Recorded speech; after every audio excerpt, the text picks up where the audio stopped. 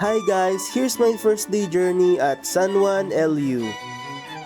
Hi mga B, so ito nga, walang kaabog-abog ay naisipan ko na nga na ituloy yung aking pag-LU. Dahil nga nung birthday ko, hindi ako natuloy dahil sa trangkaso. Mapapansin nyo naman sa mga boses ko, di ba? Mga boses. At ito na nga, after 48 hours ay nakarating na tayo dito sa Patras Terminal mga B.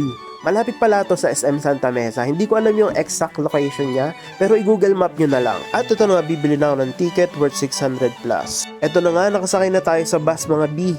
Bali, ang tagal-tagal mapuno niyan. Kita nyo naman, wala pang tao-tao nung pagsakay ko. Kaya ito, naisipan ko muna na mag-emote sa bintana na tila ba hindi pa rin tayo nakaka-move on sa taong nanakit sa atin. At ito nga, sa sobrang irip ko, binuksan ko na yung breadsticks na binili ko sa terminal worth 55 pesos. Grabe, the inflation is real. At ito nga bus na nakikita nyo, galing siya sa ibang ruta. Grabe, nauna pa tong umalis kaysa sa amin. At medyo nainggit nga ako sa bus na to dahil may CR. Samantalang ako pinigil ko yung ihi ko hanggang makarating sa LU. At ito na finally umalis na rin yung bus. Bali ang problema lang, hindi ako makatulog dahil sobrang lakas ng music ni Manong driver.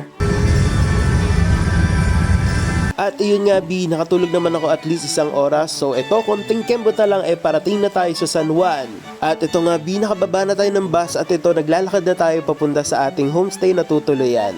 At ito na-deliver na yung motor na inarekil ako. So pumunta muna tayo dito sa Jollibee para mag-breakfast. At ito nga pagdating ng homestay ay agad kong nilaban itong amoy punyetang helmet na to. Grabe ang angot. At ayun nga nakatulog na ako niyan pero paputol-putol dahil sobrang excited ko makapunta sa dagat. Ayan, tamang pakit lang tayo. Tapos ito bigla ako naisipang mag-tiktok na parang ewan. Baby, hindi uubra.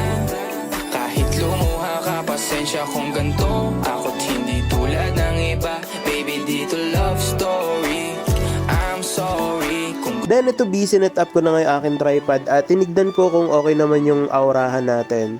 So ayan, mukha naman tayong tao kahit papaano. At ito nga naghihintay na sa labas yung motor na narkil na natin para makapaggala tayo dito sa San Juan, La Union. At iba pa, Mio, Tomboy Yarn. At ito nga tamang selfie video lang tayo dito sa labas bago tuluyang lumakwat siya. So ito, required pala na naka-vest at helmet. At ito nga flex ko lang yung motor na na-arkel ako, worth 700 pesos yan per day. At ito ready na nga tayo para maglakwat siya at ang unang destination natin ay ang Kabsat. Saan ka punta? To the moon. Road trip. Boom boom. Skirt skirt. Zoom zoom. Sa fake. No room. Ito na nga maya-maya ay nakarating na tayo dito sa Kabsat. So ito, hindi na nga ako nagtingin ng pagkain dahil na-attract agad ako sa dagat. Natanong ko agad siya dun sa pinto So ito, agad-agad kong pinuntahan at binidyohan itong dagat. Grabe after 7 months, ngayon ko lang ulit na-appreciate yung dagat. At ayun nga nag-selfie video na ako dyan at kinikilig-kilig pa ako dyan na mapangiti pa yarn, no? Ayan, kaway-kaway sa mga pedophile. Ay, sa mga talasophile pala. At ito nga dahil sa sobrang excited ko na makatapak na agad sa buhangin at madaplisan ng alon sa beach, tuluyan na nga naudlot ang pagkain ng person. So ito, tiyanin ko muna kung ano bang mga pwedeng gawing activities dito. Ayan, makikita natin merong mga surfboarding at meron ding mga henna stations na ino-offer nila. So ito yung Kabsat nakita mo ba? At ito nga talaga namang nakakawa ng stress at problema itong view na to. Grabe, na-miss ko yung gantong sea waves. Nakaka-calm. At ito nga naglalakad na tayo dito sa buhanginan para tignan yung mga tao sa beach at yung mga nagsusurfboard. Grabe nakakaingit. Parang ang dali niya lang matutunan. Pero kung pupunta kayo dito guys, mas okay kung may kasama kayo para may titingin sa inyo or may magbibideo sa inyo habang nagsusurf kayo. At noong mga time nga na to ay umaambon-ambon na. Pero ang sarap-sarap talagang tignan ng mga waves. At ito nga tuluyan na tayo na stranded dito at medyo bumabaha-baha na rin. Ang lakas-lakas ng ulan at naiwan ko pa yung payong dun sa compartment ko. At ayun nga halos 1 hour ako nakatayo doon pero naisip ko na mag-tricycle na lang at pumunta sa 7-Eleven para makapag-withdraw na rin. At iyon, dito nga ako napadpad sa El Humanos Gastronomic Delight.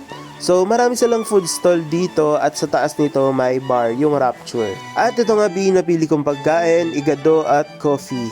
After ko nga kumain ay nakuha ko na yung motor dahil tumila ng ulan. At napadaan ako dito sa isang souvenir shop. Ang dami nilang pwedeng pagpilian dito mga May mga tote bag, may mga hats at mga keychains. and many more. At ayun nga B, napahaba ng masyado yung pahinga ko sa homestay kaya inabot na ako ng gabi pero umuulan pa rin. So ito, napahinto ako dito para sumilong na rin. At yun B, kahit busog pa ako, napilitan na ako bumili ng dinner dahil nakakahiya naman kung uupo lang ako dito. At after that B, basang-basa ako kaya naligo na ako pagdating ko sa bahay. At yun B, dito na natatapos ang ating first day sa San Juan LU. Tulugan muna, bye!